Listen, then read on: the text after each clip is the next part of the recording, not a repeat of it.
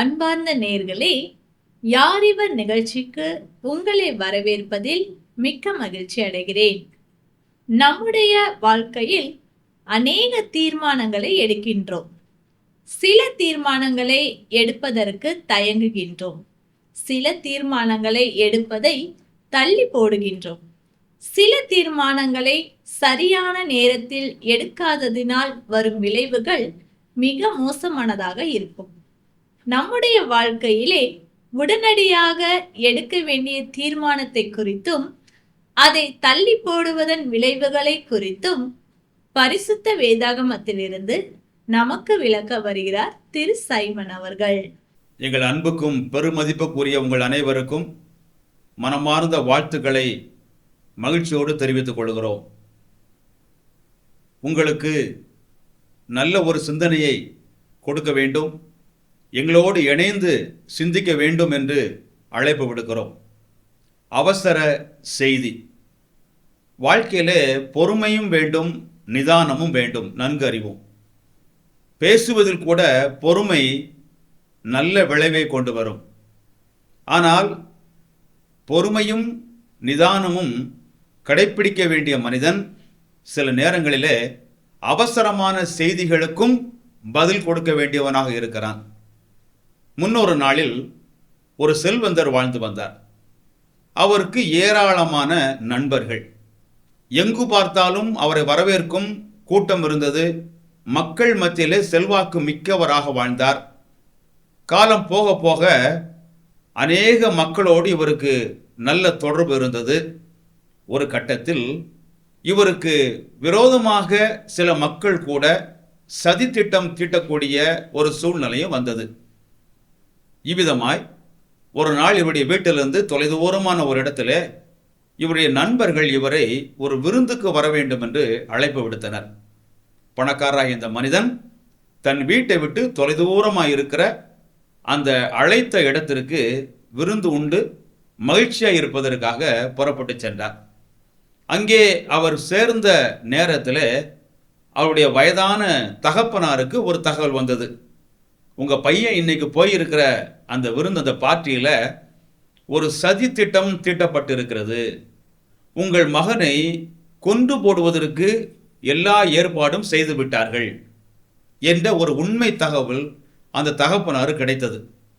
தகப்பன் துடிதுடித்து போனார். என்ன செய்வதென்று அவருக்கு தெரியவில்லை. அவர் எதுவும் செய்ய இயலாத ஒரு முதிர்ந்த நிலையில் இருக்கிறார். உடனடியாக அவருக்கு நம்பிக்கைக்குரிய ஒரு நபரை அழைத்தார். அழைத்து ஒரு கடிதத்தை அவர் கையிலே கொடுத்து, நீ எங்கும் நிற்கக்கூடாது, யாரிடத்திலும் எதையும் பேசக்கூடாது, காட்டக்கூடாது, நேரடியாக என்னுடைய மகன் இருக்கிற இடத்திற்கு போய் என்ன செய்து கொண்டிருந்தாலும் உள்ளே நுழைந்து இந்த கடிதத்தை அவன் கையிலே கொடுத்து அவசர செய்தி என்று சொல்ல வேண்டும் என்று அனுப்பினார். இந்த மனிதர் இந்த கடிதத்தை பெற்றுக்கொண்டு விரைவாய் போனார். அந்த மகன், அந்த செல்வந்தர் இருக்கிற இடத்தை கண்டுபிடித்தார்.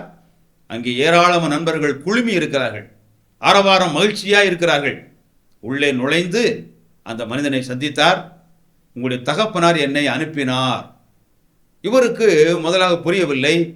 ஏன் இங்கேயும் என்னுடைய அப்பா என்னை தொந்தரவு செய்கிறார்? நான் தான் சந்தோஷமாக இருக்கத்தானே வந்திருக்கிறேன், திரும்ப வீட்டுக்கு வந்து விடுவேனே, ஏன் என்று கேட்டார். எனக்கு தெரியாது, இந்த காகிதத்தை உங்கள் கையில் கொடுக்க சொன்னார், இதை உடனடியாக படிக்கவும் சொன்னார் என்றார். அதை வாங்கி கொண்டு சரி நீ போ என்றார். ஆனாலும் கொண்டு வந்த அந்த மனிதன் போகவில்லை, அங்கேயே நின்று கொண்டிருக்கிறார். ஏன் என்று கேட்டால் அவர் சொன்னாராம், உங்களுடைய தகப்பன் சொல்லிவிட்டார், நீ கொடுத்த உடனேயே வரக்கூடாது, அதை பிரித்து அவன் படித்ததுக்கு அப்புறம்தான் நீ வர வேண்டும் என்று சொல்லியிருக்கிறார். ஆகவே நின்று கொண்டிருந்தான். ஆனால் இந்த மனிதனோ எதையும் பொருட்படுத்தவில்லை. நீ போ என்று இவனிடத்தில் கோபமாய் சொன்ன உடனே கடிதத்தை கொடுத்து விட்டு இவர் திரும்பி விட்டார். திரும்பி விட்டதுக்கு அப்புறமாக அங்கே விருந்து நடந்து கொண்டிருக்கிறது. எல்லாரும் சந்தோஷமாக இருக்கிறார்கள். திடீரென்று பார்த்தால் சதி திட்டத்தின்படியாக இந்த மனிதனை நண்பர்கள் என்ற போர்வையிலே எல்லாருமாக சேர்ந்து அடித்தே கொன்று போட்டார்கள். இவரை கொன்றதுக்கு அப்புறமாக இவர் கையில் இருந்த ஒரு சின்ன காகித துண்டு, ஒரு கடிதம். அந்த கடிதத்தை பிரித்து பார்த்தால் அதற்குள்ளே தகப்பனார் எழுதின ஒரு வாசகம் இருந்தது. அன்பு மகனே, இந்த கடிதத்தை பார்த்த உடனே நீ கொஞ்சமும் தாமதம் செய்யாமல் உடனடியாக அந்த இடத்தை விட்டு வீட்டுக்கு வந்துவிடு என்று இந்த தகப்பன் எழுதியிருந்தார். தகப்பன் எழுதினது உண்மையான சம்பவம் தான்.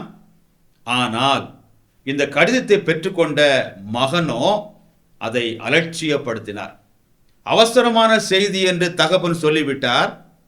கடிதத்தை கொண்டு வந்த அந்த உதவியாளன் கூட கண்டிப்பாக நீர் இதை படித்ததுக்கு பிறகுதான் நான் இங்கே இருந்து நகர்வேன் என்று சொன்னார். அதையும் பொருட்படுத்தவில்லை. ஆக செய்தி உண்மை, இவன் பெற்றுக்கொண்டதும் உண்மை. ஆனால் நடந்தது என்ன? தாமதம். இதை அலட்சியம் செய்து விட்டார். இந்த அலட்சியமும் தாமதமும் அவருக்கு பயங்கரமான முடிவை கொண்டு வந்து விட்டது. அருமையானவர்களே, மனிதனுடைய வாழ்வு எந்த விதத்திலும் உத்தரவாதம் உள்ளது அல்ல. நாம் இன்றைக்கு போய் சந்தையிலோ கடையிலேயோ ஒரு பொருளை, விலையுள்ள ஒரு மின்விசிறி, இன்னும் கையில் பயன்படுத்துகிற சாதாரண செல்போன், கம்ப்யூட்டர், இப்படி பல பொருட்களை வாங்கினால் உடனே நாம் கேட்போம், இதற்கு கேரண்டி இருக்குதா? உத்தரவாதம் எத்தனை ஆண்டு உத்தரவாதம்? உற்பத்தி செய்கிறவர்கள் குறிப்பிட்ட ஆண்டுகள் தங்களுடைய தயாரிப்புக்கு கேரண்டி, வாரண்டி, உத்தரவாதம் கொடுப்பார்கள். இத்தனை ஆண்டுகளாக எங்களுடைய தயாரிப்பு எந்த பழுதும் இல்லாமல் இயங்கும். அப்படி பழுது ஏற்பட்டால் அதற்கு நாங்கள் பொறுப்பு. அது சீர் செய்து கொடுப்போம், இல்லை என்றால் புதியதை தருவோம். ஆக மனிதனாலே படைக்கப்பட்ட இந்த சாதனங்களுக்கு, இந்த பல பொருட்களுக்கு ஒரு உத்தரவாதம் உண்டு. ஆனால் பரிதாபம் என்னவென்று கேட்டால், ஒரு மிகப்பெரிய ரகசியம் என்றே சொல்லலாம். மனிதனுக்கு செல்வம் இருக்கிறது, பல்வேறு உயர்வுகள் உண்டு, பல நவீன வசதிகள் உண்டு. ஆனால் மாபெரும் ரகசியம், அவன் வாழ்க்கைக்கு எந்த ஒரு உத்தரவாதம் இல்லாமல் எப்போ முடியும் என்று யாருக்குமே தெரியாது.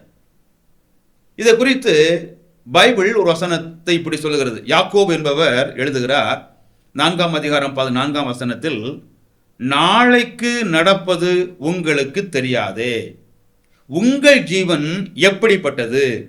கொஞ்ச காலம் தோன்றி பின்பு தோன்றாமற் போகிற புகையை போல் இருக்கிறதே.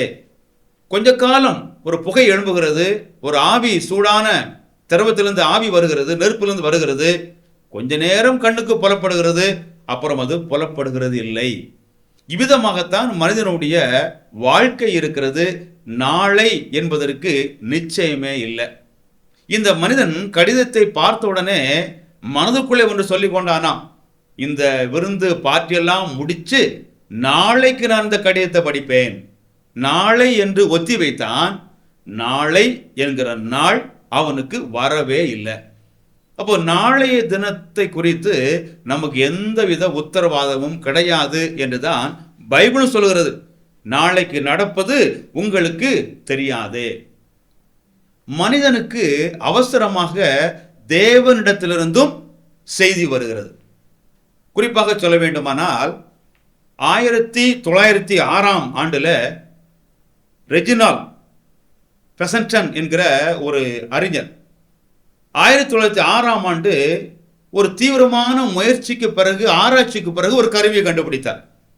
இதை கண்டுபிடிக்கும் போதாக அவர் தன்னுடைய சக விஞ்ஞானி சொன்னார், ரேடியோ கண்டுபிடித்தாகிவிட்டது.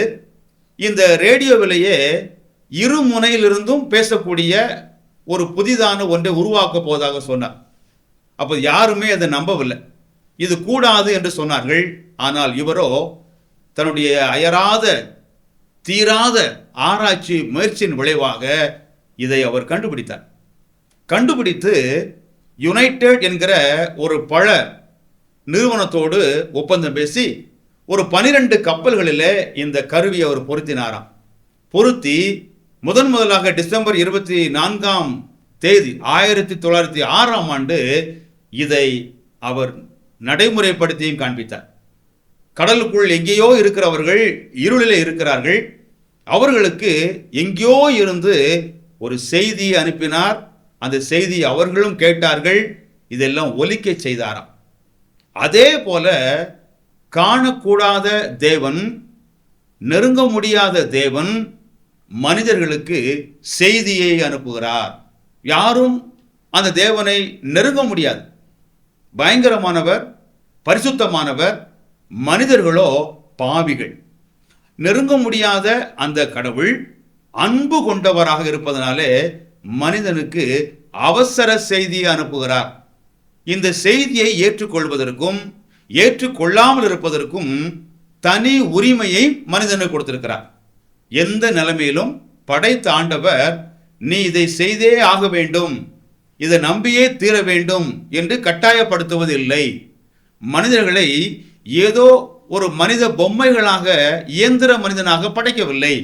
ஒவ்வொரு மனிதனுக்கும் தீர்மானம் எடுக்கும், முடிவு செய்யும் ஒரு சிறப்பான தகுதியோடு படைத்திருக்கிறார். அப்படி படைத்த தேவன் எல்லா மனிதர்களுக்குமே செய்தியை அனுப்புகிறார். அந்த செய்தியை ஏற்றுக்கொண்டு அந்த செய்திக்கு யார் கீழ்ப்படுகிறார்களோ அவர்கள் நன்மையை பெற்றுக்கொள்வார்கள். இந்த செய்தியை உதாசீனப்படுத்துகிறவர்கள், ஒருவேளை மறுக்காவிட்டாலும் இன்றைக்கு வேண்டாம், அதை நாளைக்கு பார்த்து கொள்ளலாம் என்று அதை ஒத்தி போடுகிறவர்களுக்கு இந்த செய்தியினாலே பயன் வராது. இந்த நாளிலே இந்நிகழ்ச்சியை கவனித்துக் கொண்டிருக்கிற உங்களுக்கும் தேவன் நேரடியான ஒரு அவசர செய்தியை அனுப்புகிறார். தம்முடைய சீடர்களுக்கு இயேசு கிறிஸ்து பரமேறி போகிற வேளையிலே பெரிய ஒரு கட்டளையை அவர் விதித்து போனார். மத்தேயு என்கிற அந்த நற்செய்தி நூலிலே அவர் இவ்விதமாக தம்முடைய சீடர்களுக்கு ஒரு மாபெரிய ஆணையை விடுத்து அவர் செல்கிறார். அவர் என்ன சொன்னார்? நீங்கள் புறப்பட்டு போய் சகல ஜாதிகளையும் சீஷராக்கி பிதா, குமாரன், பரிசுத்த ஆவியின் நாமத்திலே அவர்களுக்கு ஞானஸ்நானம் கொடுத்து, நான் உங்களுக்கு கட்டளையிட்ட யாவையும் அவர்கள் கைக்கொள்ளும்படி அவர்களுக்கு உபதேசம் பண்ணுங்கள். இதோ உலகத்தின் முடிவு பரியந்தம் சகல நாட்களிலும் நான் உங்களுடைய கூட இருக்கிறேன் என்றார். ஆமென். இன்றைக்கு உலகம் எங்கு பார்த்தாலும், தொலைக்காட்சியானாலும் சரி, இன்னும் பல்வேறு ஊடகங்களிலும் இயேசு கிறிஸ்துவை குறித்த ஒரு செய்தி பரவிக்கொண்டே இருக்கிறது.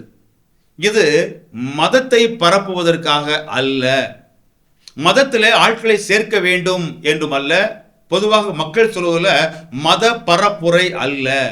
மாறாக படைத்த தேவனிடத்திலிருந்து தனி ஒவ்வொரு மனிதனுக்கும் அவசர செய்தி. நீங்கள் போங்கள், புறப்பட்டு செல்லுங்கள், எல்லா மனிதர்களுக்கும் இந்த செய்தியை அறிவியுங்கள். என்ன செய்தி? அதுதான் நல்ல செய்தி. அந்த நல்ல செய்தி என்ன என்று கேட்டால், இந்த மனுக்குலம் அனைத்தும் பொல்லாத வழிகளில் நடந்து பாவம் செய்து அந்த பாவத்திற்கு நீதியான தீர்ப்பை, தேவனுடைய கோபத்தை அனுபவிக்க வேண்டும் என்ற நிலையில் இருக்கும் பொழுது, படைத்த தேவன் அன்புள்ள ஆண்டவர்.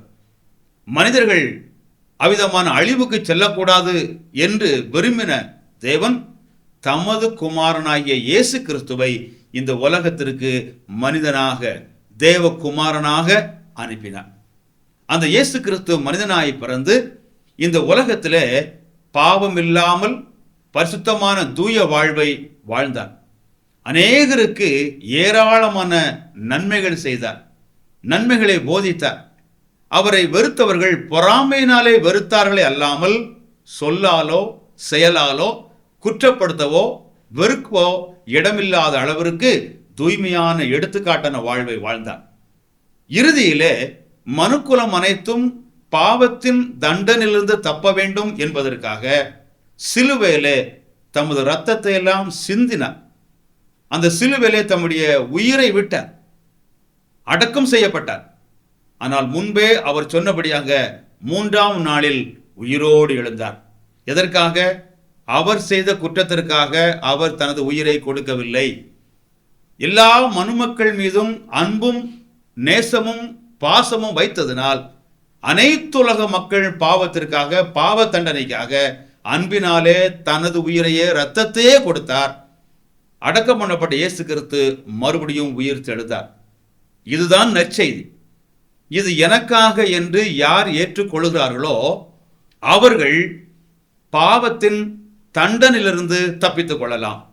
ஒருவேளை இந்த கடிதத்திலே அந்த மனிதன் நினைத்தது போல, இப்பொழுது எனக்கு அவசர வேலை இருக்கிறது, நான் சந்தோஷமாக பல காரியங்களை செய்ய வேண்டும், எனக்கு வசதி ஏற்பட்டார் போல நாளைக்கு படித்துக் கொள்கிறேன் என்று ஒத்தி வைத்தால், அதை தள்ளி போட்டால், நாளை என்பது நம்முடைய அதிகாரத்துக்கு உள்ளது அல்ல. எனவேதான் ஆண்டவர் அவசரமாக இந்த கட்டளையை கொடுத்தார், கட்டாயமாக கொடுத்தார். எங்களை கவனித்துக் கொண்டிருக்கிற உங்களுக்கும் நாங்கள் தாழ்மையோடு கேட்டுக்கொள்வது என்னென்று கேட்டால், நமக்கு ஒரு நிரந்தரமாகவோ இல்லை என்றால் உறுதி அளிக்கப்பட்டதோ இல்லை என்றால் நமக்கு முழுமையமாக உத்தரவாதம் உள்ளதோ ஒரு வாழ்க்கையை நாம் வாழவில்லை. இந்த உலகிலே நிலையற்ற வாழ்க்கையை நாம் வாழ்ந்து கொண்டிருக்கிறோம். இந்த வாழ்க்கையோடு எல்லாம் முடிந்து விட்டால் எப்படி வேண்டுமானாலும் வாழலாம். ஆனால் இந்த உலக வாழ்க்கை நிலையற்ற இந்த வாழ்க்கைக்கு பிறகு நிலையான ஒரு வாழ்வு இருக்கிறது. பிறக்கிற ஒவ்வொரு மனிதனும் மரித்தே தீரணும். மரித்ததுக்கு அப்புறமாக மனிதனுக்கு மறுபடி முடிவில்லாத ஒரு வாழ்க்கை. அந்த வாழ்க்கையில இந்த பைபிள் சொல்லுகிறது, இயேசு கிறிஸ்து தெளிவாக சொல்லுகிறார், பரலோகம் என்கிற ஒரு பேரின்ப பெருவாழ்வு கொண்ட எல்லையில்லாத ஒரு இடம் அந்த வாழ்க்கை. அந்த வாழ்க்கைக்கு செல்ல வேண்டும் என்றுதான் தேவன் அனைத்து மக்களை பொறுத்தும் விரும்புகிறார். ஆனால் அதற்கு ஒரே வழி, நானே வழி என்று சொன்ன கர்த்தராகிய இயேசு கிறிஸ்து ஒருவரே. அந்த இயேசு கிறிஸ்துவை ஒருவர் நம்புவதன் மூலமாக அந்த பெருவாழ்வுக்குள்ளாக பரலோகத்துக்குள்ளாக பிரவேசிக்கும் பாக்கியத்தை பெற்றுக்கொள்ள முடியும். வேறு எந்த பணத்தை கொடுத்தோ மதத்தை மாற்றியோ பொருளை கொடுத்தோ பல பல புண்ணியங்களை செய்தோ அந்த பாக்கியத்தை ஒருவர் சொந்தமாக்கி கொள்ள முடியாது. செய்ய வேண்டுவது என்ன? அவசர செய்தி, அவசரமான செய்தி, ஒத்தி போடுவதற்கான செய்தி அல்ல, அப்புறம் பார்ப்போம் என்று சொல்வதற்கான செய்தியும் அல்ல. இது ஒவ்வொரு மனிதனுக்கும் முகவரிட்டு அனுப்பின கடிதத்தை போன்றது. இன்றைக்கு உங்களுக்கு உங்களுடைய பெயர் முகவரி இட்டு ஒரு கடிதத்தை போல இந்த செய்தி வருகிறது. இதை ஏற்றுக்கொள்வதற்கும் உரிமை உண்டு, நிராகரிப்பதற்கும் உரிமை உண்டு, அப்புறமாக பார்க்கிறோம் என்று ஒத்திவைப்பதற்கும் தாங்களுக்கு உரிமை உண்டு. ஆனால் தேவன் உங்கள் மீது அன்பாய் இருக்கிறார். உங்களுக்கு வரக்கூடிய தேவனுடைய தீர்ப்பின் அபாயமான காரியத்தை எல்லாம் வெளிப்படுத்தினார். அவர் சொல்வது ஒன்றே ஒன்று, விசுவாசிப்பது. செயலினாலே நம்முடைய பாவ மன்னிப்பை, நம்முடைய பரலோக வாழ்வை சம்பாதிக்க முடியாது. விசுவாசத்தினால் மட்டுமே. யாரை விசுவாசிக்க வேண்டும்? கர்த்தராகிய இயேசு கிறிஸ்துவை. இயேசு கிறிஸ்துவை விசுவாசிக்கும் பொழுது இந்த அவசரமான இந்த செய்திக்கு செவி கொடுத்து, இது எனக்குத்தான் என்று அந்த செய்திக்கு முக்கியத்துவத்தை கொடுத்து ஏற்றுக்கொள்ளும் பொழுது தண்டனைக்கு தப்பிக்கிறோம் மட்டுமல்ல, அவருடைய எல்லா நன்மைகளையும் ஆசீர்வாதங்களையும் பெற்றுக்கொள்கிறோம். இன்னொருவர் 2 கொரிந்தியர் என்கிற நிருபத்திலே பவுல் என்பவர் எழுதுகிறார், 6ஆம் அதிகாரத்தின் பிற்பகுதியிலே, இதோ இப்பொழுதே அனுக்கிரக காலம், இப்பொழுதே இரட்சணிய நாள், நாளை மற்றொரு தருணம் என்று காத்திருப்பதற்கு அவசியமில்லை. எப்போ கேள்விப்படுகிறோமோ, எப்போ நமக்கு வருகிறதோ அதுதான் சரியான நேரம், அதுதான் பொருத்தமான நேரம். ஆகவே உங்களுக்கு ஓர் அவசர கடிதம் என்கிற தலைப்பிலே எங்களோடு கூட இணைந்து நீங்கள் சிந்திக்கவும் செயல்படவும் வேண்டும் என்று அன்போடு அழைக்கிறோம். இந்த அழைப்பு உங்களுக்குரியது. இந்த முற்றுமுடிய இந்த அழைப்பு உங்களுக்கு நன்மையை தரக்கூடியது. இந்த அழைப்பை நீங்கள் ஏற்றுக்கொள்ள வேண்டும் என்று நாங்கள் உங்களை மிகவும் அன்பாக கேட்டுக்கொள்கிறோம். நாம் மறுத்தாலும் நாம் ஏற்றுக்கொண்டாலும் கடவுளுடைய வார்த்தை ஒருபோதும் மாறுவதில்லை. அன்றைக்கு எழுதின தகப்பனுடைய எழுத்து எழுதினபடியே நிறைவேறினது போல தேவனுடைய அழைப்பு, தேவனுடைய வார்த்தை வானமும் பூமியும் மாறினாலும் மாறாது. அவர் சொன்னபடி எல்லாம் நடக்கும். ஆகவே இந்த தருணத்தை நல்வாய்ப்பாக பயன்படுத்தி கொண்டு கடவுளுடைய சத்தத்திற்கும் இந்த அழைப்பிற்கும் உட்பட்டு கர்த்தராகிய இயேசு கிறிஸ்துவை உள்ளத்தில் நீங்கள் ஆண்டவராக இரட்சகராக ஏற்றுக்கொண்டு பாவத்தின் தண்டனைக்கு தப்பி அவர் கொடுக்கிற சமாதானமான ஒரு வாழ்வு, பரலோகத்துக்கு செல்வோம் என்கிற முழுமையான நிச்சயம் இதெல்லாம் நீங்கள் பெற்றுக்கொள்ள வேண்டும் என்று கர்த்தராகிய இயேசு கிறிஸ்து நாமத்திலே உங்களை வாழ்த்துகிறோம். அவர் அப்படியே உங்களுக்கு செய்வாராக. ஆமென். நீங்கள் இயேசுவின் அன்பையும் பாவ மன்னிப்பையும் நித்திய ஜீவனையும் பெற்றுக்கொள்ள வேண்டுமானால் அவரே உங்கள் பாவத்திற்காக தேவன் அருளிய பலி என உணர்ந்து விசுவாசத்துடன் அவரை உங்கள் வாழ்க்கையில் ஏற்றுக்கொள்ளுங்கள். இது உங்கள் இருதயத்தின் வாஞ்சியை வெளிப்படுத்துமானால் இந்த விசுவாச ஜெபத்தை இப்பொழுதே ஜெபியுங்கள். அப்பொழுது அவர் உங்கள் வாழ்க்கையில் வருவார். இது ஒரு ஜெபத்தின் மாதிரி. முதலில் நான் சொல்கிறேன். ஆண்டவராகிய இயேசுவே, நீர் எனக்கு தேவை. என் பாவத்திற்காக நீ சிலுவையில் மரித்ததுக்கு நன்றி. என் வாழ்க்கையின் கதவை நான் திறந்து உம்மை என் இரட்சகராகவும் ஆண்டவராகவும் ஏற்றுக்கொள்கிறேன். என் வாழ்க்கையை நீர் ஆட்கொண்டு நான் எப்படிப்பட்டவனாக இருக்க நீர் விரும்புகிறீரோ அப்படியாக என்னை மாற்றும். ஆமென். இந்த ஜெபம் உங்கள் உள்ளத்தின் விருப்பத்தை வெளிப்படுத்துமானால் இப்பொழுதே நீங்கள் இருக்கும் இடத்தில் இந்த ஜெபத்தை ஜெபியுங்கள். நான் இந்த ஜெபத்தை ஒவ்வொரு வாக்கியமாக சொல்லும்போது நீங்களும் அமைதியாக சொல்லுங்கள். ஆண்டவராகிய இயேசுவே, நீர் எனக்கு தேவை. என் பாவத்திற்காக நீ சிலுவையில் மரித்ததுக்கு நன்றி. என் வாழ்க்கையின் கதவை நான் திறந்து உம்மை என் இரட்சகராகவும் ஆண்டவராகவும் ஏற்றுக்கொள்கிறேன். என் வாழ்க்கையை நீர் ஆட்கொண்டு நான் எப்படிப்பட்டவனாக இருக்க நீர் விரும்புகிறீரோ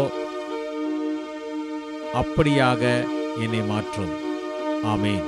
இப்பொழுது நீங்கள் இந்த விசுவாச ஜெபத்தை ஜெபித்துள்ளீர்கள். இயேசு கிறிஸ்துவை உங்கள் வாழ்க்கையில் வரும்படி அழைத்திருக்கிறீர்கள். அவரை வேண்டிக் கொள்ளும்போது அவர் வருவதாக வாக்களித்துள்ளதால் அவர் வாக்களித்தபடியே வந்துள்ளார் என்பதை நிச்சயமாய் அறிந்து கொள்ளுங்கள். மேலும் உங்கள் பாவங்கள் மன்னிக்கப்பட்டது என்றும் நீங்கள் தேவனுடைய பிள்ளையாகி நித்திய ஜீவனை பெற்றுக்கொண்டீர்கள் எனவும் உறுதி கொள்ளுங்கள். இயேசு வாக்களித்த பரிபூரண வாழ்வை நீங்கள் அனுபவிக்க விரும்பினால் தினமும் வேதம் வாசித்து ஜெபிப்பதன் மூலம் அவரோடு தொடர்பு கொள்ளுங்கள்.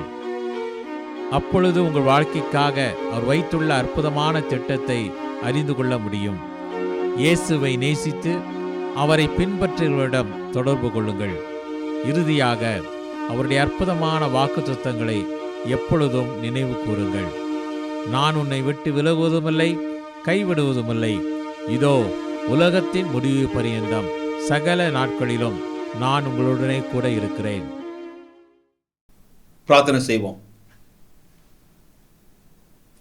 நல்ல ஆண்டவரே, வானத்தையும் பூமியையும் படைத்த கர்த்தர், பாவத்தினாலே சீரழிந்து பாவத்தின் தண்டனைக்கு விரைந்து ஓடின மக்கள் ஒவ்வொருவருக்கும் அவசர செய்தியாக தம்முடைய குமாரன் பாவ பரிகாரியாக மரித்து அடக்கமண்ணப்பட்டு உயிர்த்தெழுந்த செய்தியை அனுப்பி கொண்டே இருக்கிறார். இந்த அன்பின் செய்தியை கேட்ட ஒவ்வொருவரும் பாவத்தின் தண்டனைக்கு தப்பி அவர் தருகிற ஆசீர்வாதங்களையும் பரலோகத்தின் நம்பிக்கையையும் இலவசமாய் பெற்றுக்கொள்ளும் பாக்கியத்தை கொடுக்க வேண்டும் என்று வேண்டுகிறோம். இதை யாரும் உதாசீனப்படுத்தாமலும் ஒத்தி போட்டு காலதாமதம் செய்யாமலும் அவசர செய்தியாகவே ஏற்றுக்கொண்டு கர்த்தராகிய இயேசு கிறிஸ்துவில் நம்பிக்கை வைத்து இந்த பெரும் பாக்கியத்தை பெற்றுக்கொள்ள உதவி செய்வீராக. ஒவ்வொருவருக்கும் இரக்கத்தை காண்பியும், உம்மை வெளிப்படுத்தும். உம்மை நம்புவதன் மூலமாக வருகிற எல்லா நன்மையினாலும் ஆசீர்வாதத்தினாலும் சமாதானத்தினாலும் சந்தோஷத்தினாலும் ஒவ்வொருவரையும் பரிபூர்ணமாய் நிறைக்க வேண்டும் என்று கர்த்தராகிய இயேசு கிறிஸ்து நல்ல நாமத்திலே வேண்டுகிறோம். நல்ல பிதாவே, ஆமென்.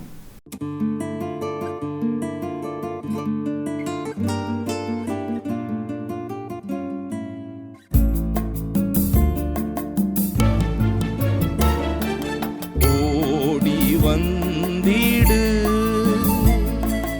உன்னேசரேசுவின் பக்கம், உள்ளத்தை அவர் கையில் தந்து ஓடி வந்திடு.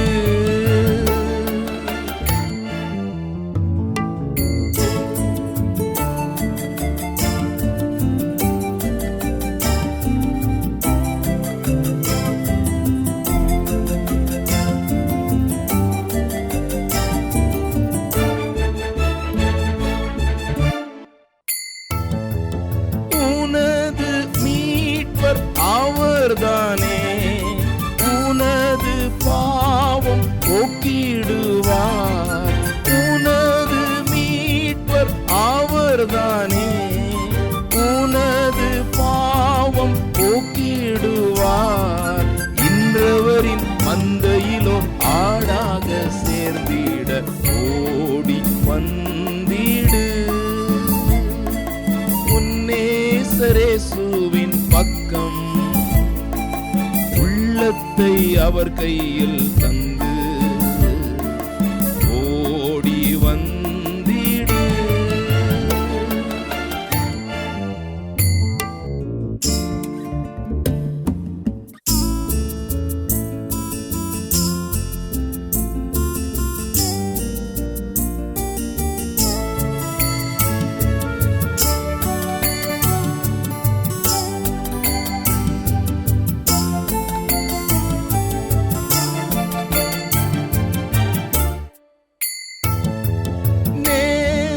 வருகை நெருங்குதே, வாக்குகள் நிறைவேறுதே. நேசர் வருகை நெருங்குதே, வாக்குகள் நிறைவேறுதே. வாசற்படி வந்து நிற்கும் இயேசுவிடம் சேர ஓடி வந்திடு. உன்னேசரேசுவின் பக்கம் உள்ளத்தை அவர் கையில் தந்து ஓடி வந்திடு.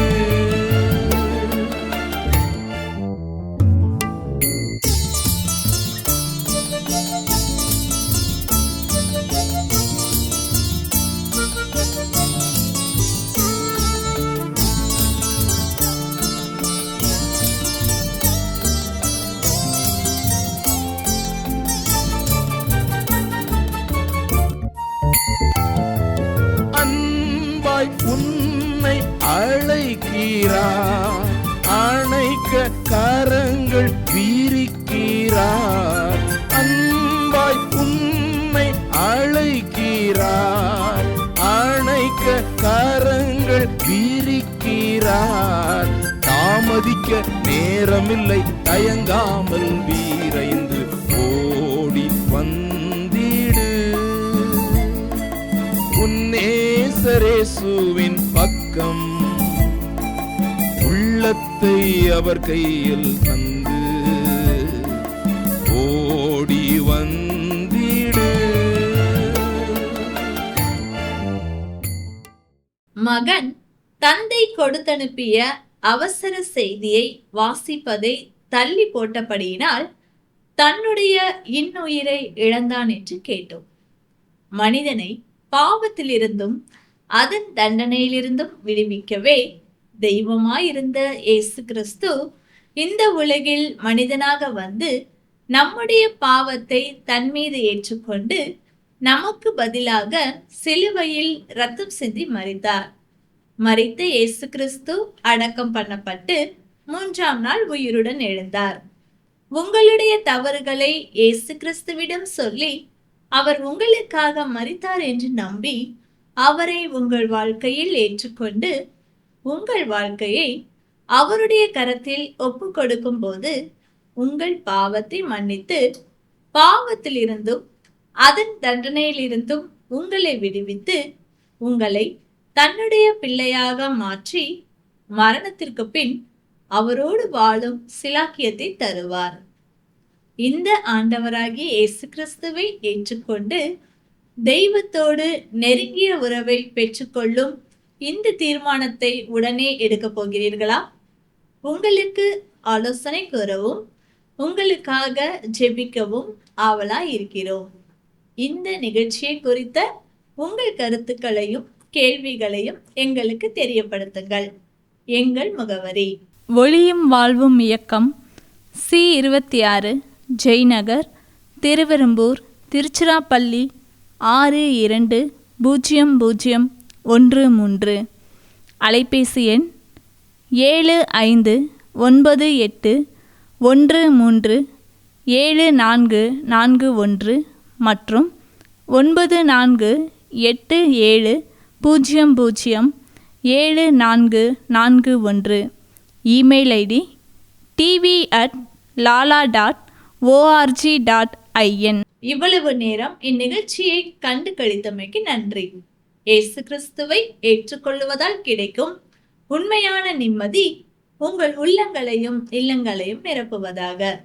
ஒளியும் வாழ்வும் இயக்கம் சார்பாக உங்களுக்கு எங்கள் வாழ்த்துக்கள். வணக்கம்.